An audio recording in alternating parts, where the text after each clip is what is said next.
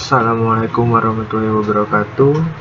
Saya Dian Gusdaru Jayantoro dari Universitas Bina Sarana Informatika dengan NIM 1119083 ingin menjelaskan tentang pendidikan anti korupsi.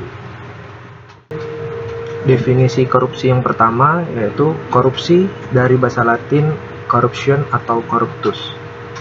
Di Inggris terdapat bahasa corruption dan korup. Di Prancis terdapat bahasa corruption, sedangkan di Belanda terdapat bahasa corrupti atau korupsi.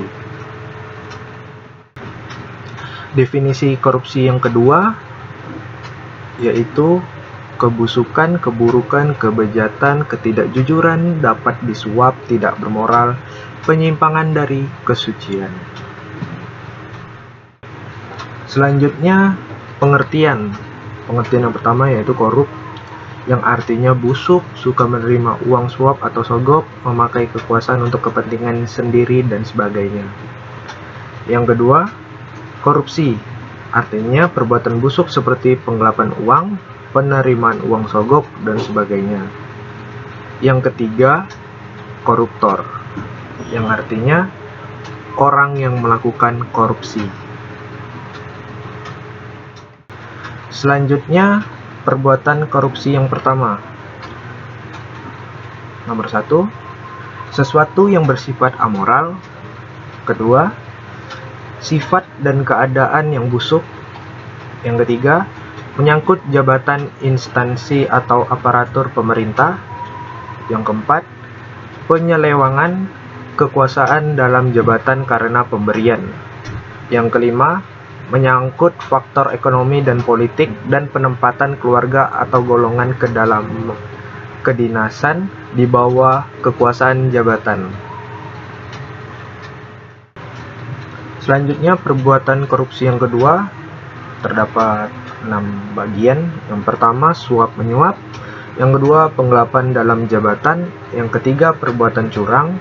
Yang keempat, benturan kepentingan dalam pengadaan. Yang kelima, kerugian keuangan negara. Yang keenam, pemerasan. Selanjutnya ada 2 faktor penyebab korupsi. Faktor yang pertama, faktor internal, penyebab korupsi yang datang dari diri sendiri atau diri pribadi.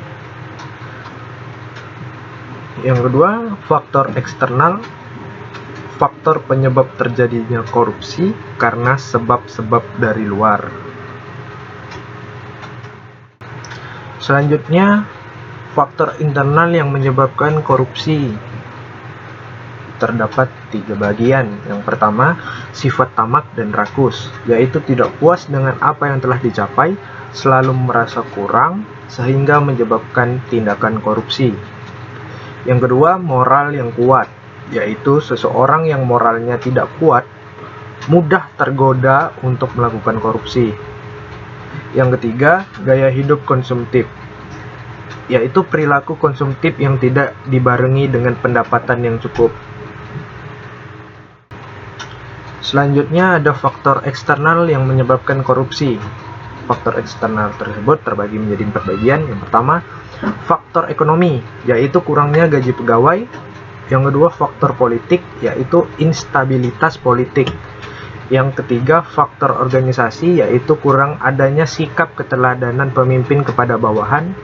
Yang keempat, faktor hukum, yaitu lemahnya hukum dan buruknya perundang-undangan. Selanjutnya, problem. Yang pertama, sistem, yang terdiri dari aturan per-UU-an, organisasi, keadilan, politik. Setelah itu ke penegak hukum, yang berisikan UU, organisasi, personel, dan kompetensi. Selanjutnya, sosial kemasyarakatan yang berisikan permisivisme, perilaku atau budaya, panutan, dan integritas. Selanjutnya, kebangsaan yang berisikan nasionalisme, kepribadian, jati diri.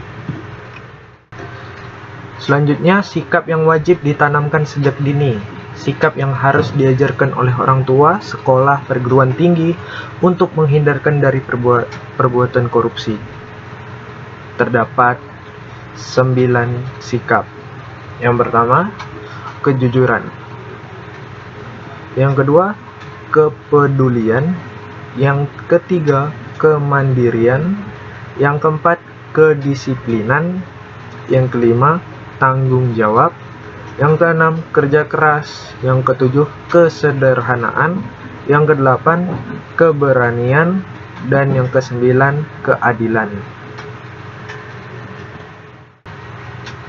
Selanjutnya, strategi dan atau upaya penanggulangan korupsi. Terdapat 6 bagian. Yang pertama, pembentukan lembaga anti korupsi. Yang kedua, pencegahan korupsi di sektor publik. Yang ketiga, pencegahan sosial dan pemberdayaan masyarakat. Yang keempat, pengembangan dan pembuatan berbagai instrumen hukum yang mendukung pencegahan dan pemberantasan korupsi. Yang kelima, monitoring dan evaluasi. Yang keenam, kerjasama internasional. Dan yang terakhir, yaitu keterlibatan mahasiswa. Keterlibatan mahasiswa dalam gerakan anti korupsi pada dasarnya dapat dibedakan menjadi 4 wilayah, yaitu yang pertama, lingkungan keluarga, lingkungan kampus, masyarakat sekitar, dan tingkat lokal atau nasional. Sekian penjelasan dari saya ucapkan terima kasih. Mohon maaf ada kesalahan kata yang disengaja maupun tidak disengaja. Semoga kalian memahami penjelasan dari saya kali ini. Wassalamualaikum warahmatullahi wabarakatuh.